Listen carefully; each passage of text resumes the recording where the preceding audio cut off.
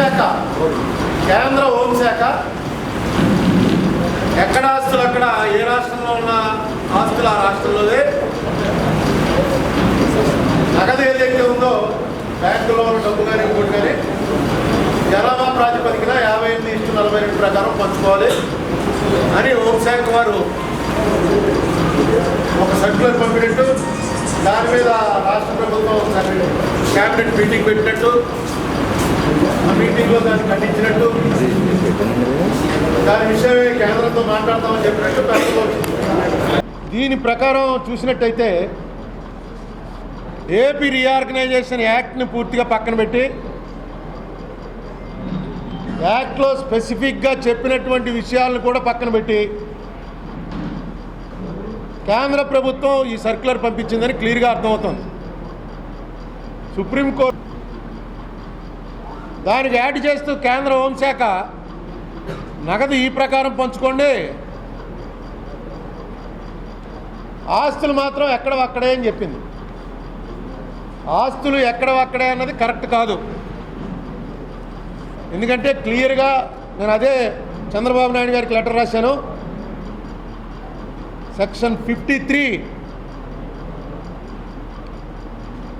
Subsection 1 subsection 2 వాటిలో చాలా క్లియర్గా ఏమని ఇచ్చారంటే, వ్యాపార సంస్థలు ఏవైతే ఉన్నాయో అంటే ఆర్టీసీ కానీ, మార్క్ఫెడ్ కానీ, వివిధ కార్పొరేషన్లు, బీసీ వెల్ఫేర్ కార్పొరేషను, ఇప్పుడు పెట్టిన బ్రాహ్మణ వెల్ఫేర్ కార్పొరేషన్ లాంటివి, ఇలాంటి కార్పొరేషన్లు ఏవైతే ఉన్నాయో అవి ఉమ్మడి ఆంధ్రప్రదేశ్లో ఏర్పడినటువంటి కార్పొరేషన్లు కాబట్టి, అవి వ్యాపారాత్మకమైనటువంటి సంస్థలు కాబట్టి రాష్ట్రం విడిపోయేటప్పుడు ఆ సంస్థలకి సంబంధించినటువంటి ఆస్తులు ఎక్కడున్నాయో ఆ ప్రాంతానికి చెందుతాయి. కానీ హెడ్ ఆఫీస్ ఎక్కడున్నా సరే ఆ హెడ్ ఆఫీస్లో ఉన్న ఆస్తులు మాత్రం 58.32 ఆంధ్రాకి, 41.68 తెలంగాణకి చెందుతాయని చెప్పి చాలా స్పెసిఫిక్గా రాశారు. ఆ ప్రకారమే RTC head office, RTC cross రోడ్స్ది విభజన కూడా జరిగింది. Dispute RTC head quarters hospital దగ్గర వచ్చింది. దాని పేరే హెడ్ క్వార్టర్స్ హాస్పిటల్ కాబట్టి హెడ్ క్వార్టర్స్ 58 మాకు రావాలని వీళ్ళంటే, అది హెడ్ క్వార్టర్స్ హాస్పిటల్ అయినా అది హైదరాబాద్లో ఉంది అని వాళ్ళు మొదలుపెట్టారు. దీని మీద ఒక కమిటీ వేశారు. ఆ కమిటీ నుంచి ఆంధ్ర నుంచి కొంతమంది, తెలంగాణ నుంచి కొంతమంది కూర్చోమన్నారు. ఇది ఏడాది లోపల పూర్తి కావాలి, 3 ఏళ్ళు అయిపోతుంది. ఇప్పుడు కేంద్రం ఈ రకంగా మాట్లాడిందంటే, కేంద్ర ప్రభుత్వంలో భాగస్వామి అయినటువంటి చంద్రబాబు నాయుడు గారు దయచేసి మీ పలుకుబడిని ఉపయోగించి యాక్ట్ని యథాతథంగా అమలు చేయించే ప్రయత్నం చేయండి. ఎందుకు పెట్టలేదంటారు. యాక్ట్లో పెట్టిన అడిగితే మళ్ళీ కేంద్రం వాళ్ళు ఇష్టం వచ్చినట్టు నిర్ణయం తీసుకుంటోంది. కేంద్రం అంటే మోడీ ఒక్కడే కాదండి, చంద్రబాబు నాయుడు కూడా. ఎందుకంటే ఎన్డీఏలో చంద్రబాబు నాయుడు గారు భాగస్వామి, ఆయన మంత్రులు కూడా ఉన్నారు. ప్రధానమంత్రి ఏ నిర్ణయం చేసినా సరే దానికి మంత్రివర్గానికి ఉమ్మడి బాధ్యత. సో న్యాయం చేయండి, మీరు వెంటనే కలెక్ట్ చేసుకోండి అని ఆయన్ని ప్రాధేయపడుతూ, అదే లాస్ట్ సెంటెన్స్ ఏంటంటే, I earnestly request you to please go through the above mentioned provisions of the act, prevail upon the central government by using your good offices as a partner in NDA in the larger interests of the state of Andhra Pradesh అని ఆయన request చేస్తూ letter రాశాను. ఆ letter మీ ముందు ఉంచాలనేటువంటి ఉద్దేశంతో ఈ press meet పిలిచాను. ఎందుకంటే ఒక పక్కన మొన్న నీతి ఆయోగ్కి వెళ్ళాడు ఆయన. నీతి ఆయోగ్లోంచి బయటకు వచ్చి ఏం చెప్పాడు ఆయన, చాలా ఇబ్బందుల్లో ఉన్నాం, కట్టుబట్టలతో తరిమేశారు, దయచేసి న్యాయం చేయండి అని అడిగాను అని ఒక సెంటెన్స్. ఇంకో సెంటెన్సు, జీడిపి గ్రోత్లో యావత్ భారతదేశంలోనూ ఫస్ట్ ప్లేస్లో ఉన్నాం, ఇది second sentence. Third sentence, per capita ఇన్కంలో దక్షిణాది రాష్ట్రాల్లో ఆఖరి స్థానంలో ఉన్నాం. ఇది నాకు అర్థం అవ్వలేదు. ఎందుకంటే ఆయనంటే పిహెచ్డి చేస్తూ మానేసి రాజకీయాల్లోకి వచ్చిన మనిషి, ఎకనామిక్స్లో పిహెచ్డి చేసిన మనిషి. ఆయనకి ఉన్నంత ఆ ఆర్థిక శాస్త్రపర సంబంధమైనటువంటి విషయాల మీద నాకంత జ్ఞానం లేదు, నాలాగే చాలామంది ప్రజలకు అంత తెలీదు. మామూలుగా గ్రోత్ అంటే ఏమనుకుంటామంటే రాష్ట్రంలో ఉన్నటువంటి ప్రజల యొక్క అందరికీ కూడా గ్రోత్ చెందుతుందని. ఈవేళ సడన్గా నా జేబులో ₹1,00,000 వచ్చి పడితే అది నాదవుతుంది. మన అందరికీ ₹1,00,000 పెరిగితేనే అది రాష్ట్రానికి పెరిగినట్టు. రాష్ట్రం భారతదేశంలో అత్యధికమైన జీడిపి పెరుగుదలలో నెంబర్ 1లో ఉందని ఆయన చెప్పాడు. పెర్ క్యాపిటా ఇన్కమ్ దక్షిణ భారతదేశంలోనే ఆఖరి రాష్ట్రం మాది అని కూడా ఆయన చెప్పాడు. దీని మీద కూడా ముఖ్యమంత్రి గారు క్లారిటీ ఇవ్వాలి, లేకపోతే వాళ్ళ అధికారులకు చెప్పి క్లారిటీ ఇవ్వమని చెప్పాలి. ఎందుకంటే ఇలాంటి విచిత్రమైన పరిస్థితి, అసలు రాష్ట్రం ఏర్పడిందే అన్కాన్స్టిట్యూషనల్, ఇల్లీగల్, అన్ఎథికల్ అని ఖచ్చితంగా చంద్రబాబు నాయుడు గారు చెప్పారు, అన్ని పార్టీలు చెప్పాయి. కాంగ్రెస్ పార్టీ లేదు, మేము కరెక్ట్గా చేసాం, అన్ని ప్రాంతాలకి కూడా మంచిగా జరుగుతుంది, ఈవేళ మమ్మల్ని తిట్టినా రేపు మేము చేసింది మంచి అంటారని రిస్క్ తీసుకుంది. రిస్క్కు తగ్గట్టుగానే కాంగ్రెస్ పార్టీ ఆంధ్రప్రదేశ్లో భూస్థాపితం అయిపోయింది.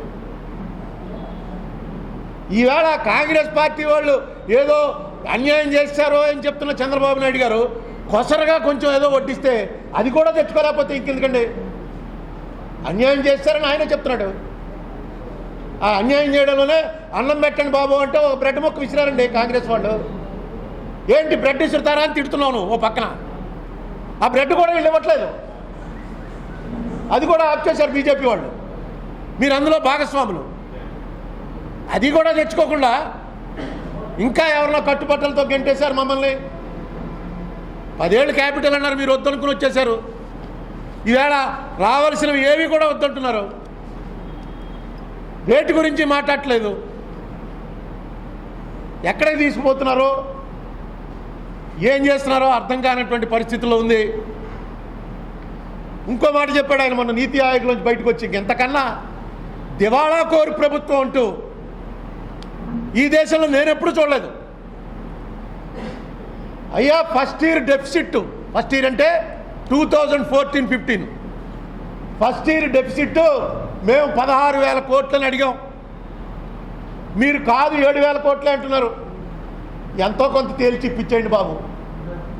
ముఖ్యమంత్రి గారు చెప్తున్నాడు, ఇది అడిగట్టు నీతి ఆయోగ్లో. ఫస్ట్ ఇయర్ డెఫిసిట్ అండి.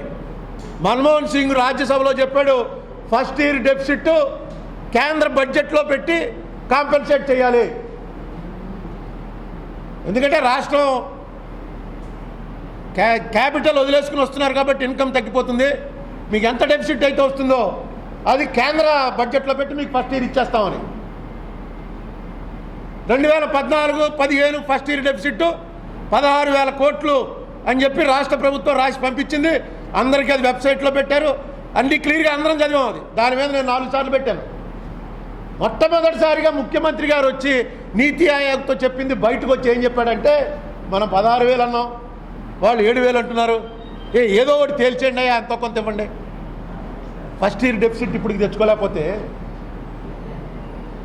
ఇంతకన్నా ఇంక దారుణం ఏమైనా ఉంటుందా? ఇదేమన్నా చంద్రబాబు నాయుడు గారికి మోడీ గారికి సంబంధించిన వ్యాపార లావాదేవీలా? ఈ రాష్ట్ర ప్రభుత్వానికి సంబంధించింది, కేంద్రం ఇచ్చి తీరవలసింది. కేంద్రం నువ్వు దొంగ లెక్కలు చెప్పావుంది అంటే దెబ్బలాడాలి. ఎక్కడ దొంగ లెక్కలు ఉందో చూపించాలి. దొంగ లెక్కలు చంద్రబాబు గారు చూపిస్తే మన అందరం చూపించినట్టే లెక్క. మోడీ గారు ఒక మాట మాట్లాడారంటే మనకి ఇష్టం ఉన్నా లేకపోయినా అది దేశం మాట్లాడినట్టే లెక్క. రాష్ట్ర ప్రభుత్వం ఇచ్చింది తప్పు, 7,000 కోట్లే అని కేంద్రం అంది అని ఆయన చెప్పాడు. చెప్పంటే 9,000 వదిలేసుకుంటాడనమాట. ఏదో ఉంది ఎంతో కొంత పారేంటంటే ఎప్పుడు 3వ సంవత్సరం పూర్తవుతుంటాయి. ఇంత దారుణమైనటువంటి పరిస్థితి బహుశా ఎప్పుడు ఏ రాష్ట్రానికి వచ్చి ఉండదు. అత్యంత సమర్థుడైన పరిపాలకుడు అనుకుని చంద్రబాబు నాయుడు గారిని గద్దెనెక్కించినందుకు ఏదో ₹1 ఎక్కువ తెస్తాడని అనుకున్నాం తప్ప రావాల్సిన రూపాయి కూడా తెచ్చుకోలేని పరిస్థితుల్లో ఎందుకు వచ్చేశారు మీరు? నిజంగా ఓటు నోటు కేసు అంత బలమైందా? ఏమిటి, ఎక్కడుంది డిఫెక్ట్?